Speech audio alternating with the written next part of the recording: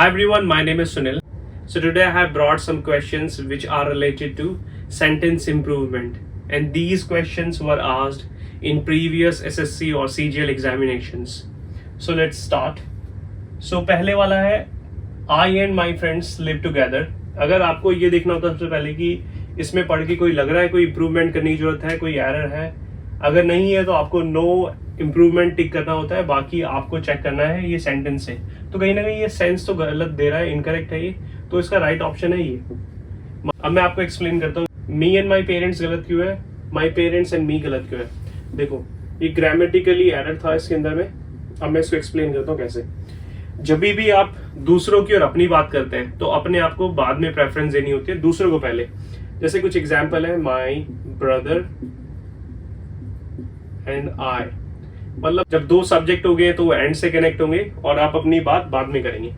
जैसे मैं बात कर रहा हूँ अपने भाई की और मेरी, तो यहाँ पे मैंने अपने आप को एंड में प्रेफरेंस दी है। अब यहाँ पे मी क्यों नहीं आएगा, क्योंकि मी को यूजुअली यूज कर रहे होते हैं हम एज एन ऑब्जेक्ट, बट यहाँ पे एज एन ऑब्जेक्ट नहीं है, ये स्टार्टिंग है सेंटेंस की, इसको हम बिगनिंग में यूज कर रहे हैं। कहीं ना कहीं ये पूरा सेंस देने वाला है पूरे सेंटेंस को, तो ये आपका एज अ सब्जेक्ट यूज कर रहे हैं, तो इसीलिए आई को एज अ सब्जेक्ट आ ही यूज करते हैं। अगर इसको एज एन ऑब्जेक्ट यूज करना होता तो आप मी यूज करते हैं। तो इसलिए पहले तो ये आपको पता चल गया, ये तो ऑप्शन से बाहर हो गया और ये ग्रामेटिकली इनकरेक्ट हो गया, इसलिए ये राइट ऑप्शन है इसका। अब मैं इसको थोड़ा सा और आगे ब्रीफ कर देता हूँ आपको। अब आपने ज्यादातर देखा होगा कि आई के साथ जो हेल्पिंग वर्ब है वो एम लगाते हैं प्रेजेंट में, पास्ट में लगाते हैं वॉज, बट यहाँ पे रूल थोड़ा सा चेंज हो जाता है। यहाँ पे ये सिंगुलर सब्जेक्ट नहीं है, ये साथ में है इसके, और ये दो लोग हो गए तो प्लॉरल को सेंस दे रहे हैं, तो प्लॉरल के लिए यूज करते हैं पास्ट में वर, प्रेजेंट में आर, इस तरीके से। तो अगर मैं कोई सेंटेंस बना के दिखाऊं जैसे कि my brother and I R playing, अगर पास्ट में बताऊं my brother and I were watching TV, इस तरीके से। सो कहीं ना कहीं ये रूल है जो ये बोलता है 2-1 को, 3-1 को, या फिर 2-3 को। जो यहाँ पर ये फर्स्ट पर्सन है ये है आई को इंडिकेट कर रहा है, और जो सेकंड पर्सन यहाँ पे लिखा है ये यू को, और बच गया ये ही शी इन सबको। मतलब कि कहने का ये, जैसे मैंने बताया आई को हमेशा एंड में रखना है। जैसे कि आप अगर यू की और आई की बात कर रहे हैं, मतलब दूसरों की और अपनी बात कर रहे हैं, तो अपने आप को एंड में लिख के यू एंड आई रूल बन जाता है। ऐसे ही एंड आई, या और भी बहुत सारे, जैसे आप बात कर रहे हैं अपने फ्रेंड्स की, अपने फैमिली मेंबर्स की और अपने स्टूडेंट्स की, तो यहाँ पे जैसे मैं एक और एग्जांपल समझाता हूँ आपको। जैसे मैंने बताया अपने आप को एंड में प्रेफरेंस देनी है। देखो my students, my parents, my friends and I, ऐसे सेंटेंस को बताना है आपको, जो भी हेल्पिंग वर्ब जिस भी टाइम के अकॉर्डिंग आप सेंटेंस को फॉर्म करें। तो आई होप आपको ये समझ आ गया। सो नेक्स्ट वन है Nadir and his wife departed for London by plane yesterday. तो यहाँ पे 4 में देखना है कि यहाँ पे प्रेपोजिशन ठीक है या फिर इनमें से कोई आएगा। अगर आपको लगता है कोई एरर है इसमें तो कमेंट में आप बता सकते हैं ये चीज, बट कहीं ना कहीं ये नो एरर है, क्योंकि डिपार्ट के साथ में जो भी प्रेपोजिशन है वो 4 ही यूज करते हैं। जैसे मैं इसको इरेज करता हूँ, देखो मैं भी समझाता हूँ आपको। जैसे मैं बता रहा हूँ आपको कि डिपार्ट के साथ में हमेशा 4 ही यूज करते हैं। डिपार्ट एक पुरानी इंग्लिश में यूज कर लेते थे पहले हम। डिपार्ट का मतलब होता है गो या फिर लीव।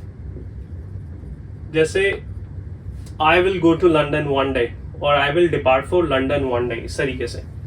और बहुत अच्छी जो एक ईडियम है जो एग्जाम में भी आई थी कई बार, डिपार्ट दिस लाइफ, इसका मतलब होता है डाई। कहीं ना कहीं हम सारे कहीं ना कहीं एक दिन हमें मरना ही है सभी को, तो क्या बोल सकते हैं, one day we all will depart this life. So die के कुछ और इंपॉर्टेंट इडियम्स हैं जो एग्जाम में आते हैं, जैसे कि किक द बकेट और गिव अप द गोस्ट, और आप नेक्स्ट यूज कर सकते हैं ब्रीथ वंस लास्ट, और आप बोल सकते हैं मीट वंस डेथ, और भी बहुत सारे, इनको याद कर लेना आप। सो नेक्स्ट वन है we were not the wiser after hearing the explanation. तो आपको इसमें एरर देखना है, मतलब कि इसको बताने की सही प्लेस हुआ है यहाँ पर, या फिर इनमें से कोई ऑप्शन आएगा। आप बताओ कौन सा है इसमें answer. Take your time and answer it, और आंसर कर सकते हैं कमेंट में आप। देखो मैं एक्सप्लेन करता हूँ इसको। इसमें जो करेक्ट आंसर है वो है नन। अब मैं आपको बताता हूँ क्यों ये करेक्ट है। तो इसके लिए मुझे थोड़ा सा ये इरेज करना पड़ेगा।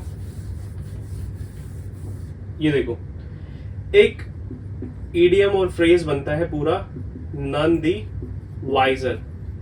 नन द वाइजर का मतलब होता है not to understand, not to understand. मतलब कोई भी चीज जब आपको नहीं समझ आती है तो आप बोल सकते हैं नन द वाइजर। जैसे कि कुछ लोगों के लिए क्लास हो सकती है, this class can be none the wiser for some people, मतलब आपको नहीं समझ आए वो चीज। देखो भी पूरा सेंस कराइए, we were none the wiser after hearing the explanation, मतलब कि उनको एक्सप्लेनेशन सुनने के बाद भी कुछ समझ नहीं आया।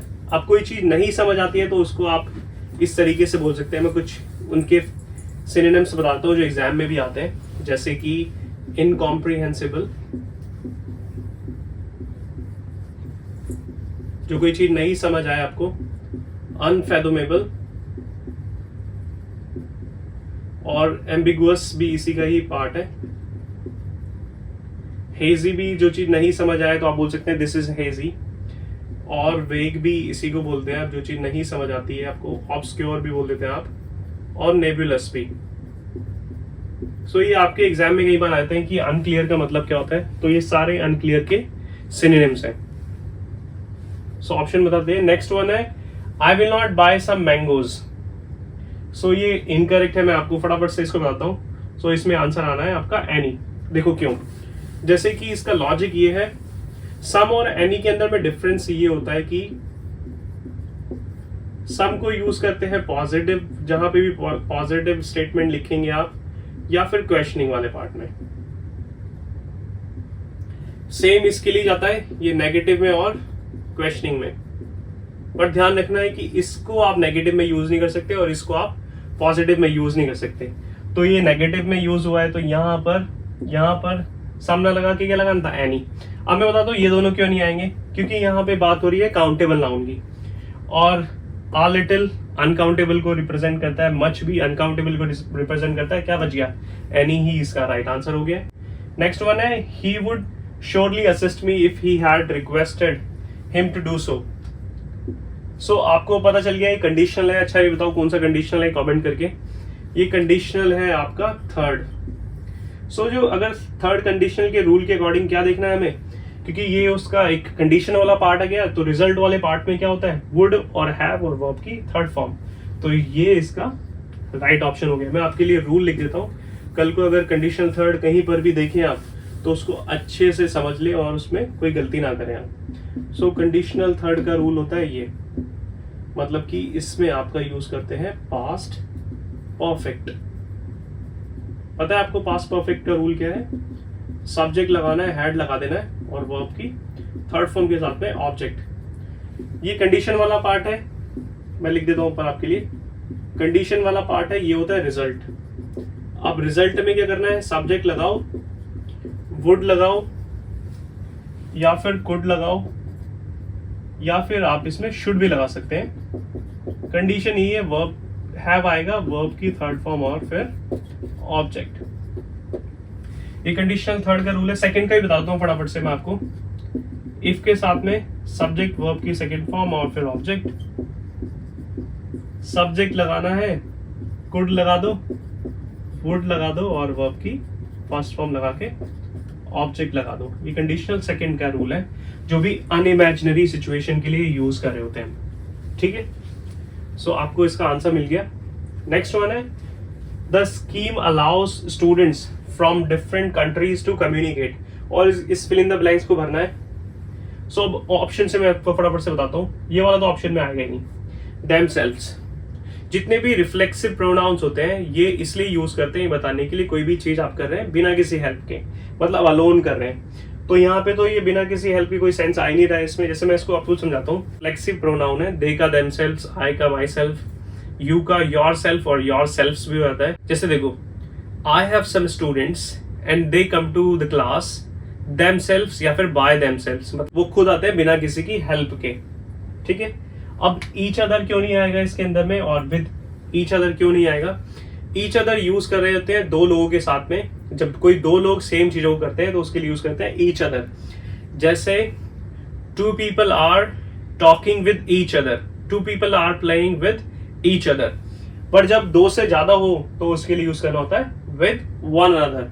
जैसे I have 10 students and they are talking with one another, इस तरीके से. सो यही इसमें ये बता रहा है कि एक स्कीम है स्टूडेंट्स की दूसरी कंट्रीज से, उसमें क्या कर सकते हैं, कम्युनिकेट कर सकते हैं एक दूसरे के साथ में. सो क्या आ जाएगा, विद वन अनदर, क्योंकि बहुत सारे लोग हैं. अगर 2 होते तो विद ईच अदर, और 2 से ज्यादा तो with one another. Next one है the maestro's son has no taste dash in music. तो क्या आंसर है इसका? टेस्ट के लिए हमेशा यूज करना होता है इन. जैसे I have good taste in music, I have good taste in clothing. So अब बात हुई है टेस्ट की, तो टेस्ट से कुछ रिलेटेड मैं आपको वर्ड्स बताता हूँ, फटाफट से इनको समझ लेते हैं. देखो, टेस्ट की बात हुई है, कहीं ना कहीं जो आप डिलीशियस बोलते हैं, आप डिलीशियस ना बोले क्योंकि एग्जाम में ये सब आते हैं, क्योंकि डिलीशियस अब बच्चों वाले वर्ड हो गए. इसको पढ़ना है, देखो यहां से ये मत पढ़ना, इसको यहां से ये पढ़ देना. स्क्रम्पशियस, इसको पढ़ते हैं स्क्रम्पशियस, मतलब डिलीशियस. डिलीशियस को और बोल सकते हैं आप डिलेक्टेबल, फ्लेवरफुल, टूथसम,